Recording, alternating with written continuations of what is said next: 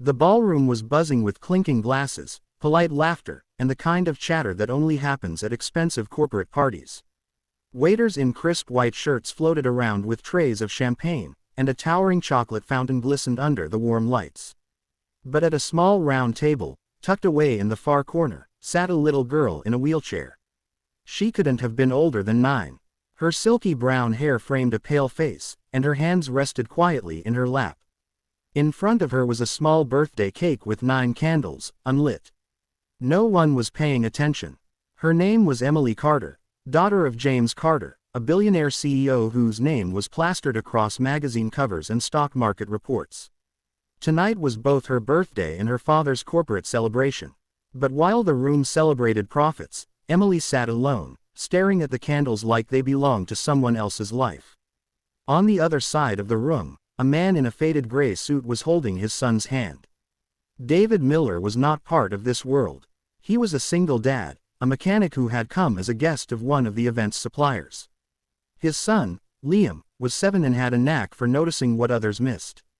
"Dad," Liam whispered, tugging on David's sleeve. "Why's that girl all by herself?"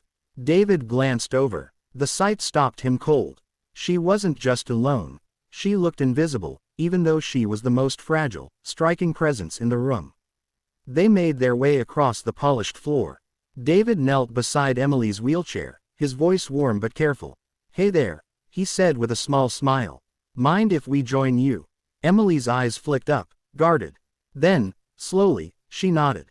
Within minutes, Liam was chatting about superheroes, making Emily giggle. David asked if she'd like to blow out her candles. She hesitated, glancing toward the stage where her father was delivering a speech about vision, leadership, and the future. No one noticed when David struck a match. The 9 candles flickered to life, casting a soft glow across Emily's face. "Make a wish," David said. She stared at the flames, then at Liam, then at David. Finally, with the tiniest smile, she leaned forward and blew them out. The applause came not from the crowd but from Liam, loud and unapologetic. That's when a voice cut through the air. "Emily." James Carter stood there, mid-speech, microphone still in his hand. The sight of his daughter surrounded by strangers made him pause. He walked toward them, the room watching in silence. Emily's voice, small but steady, broke the stillness. "Dad, this is my friend Liam. And his dad. They remembered my birthday." Something in James's expression shifted, like a crack in polished marble.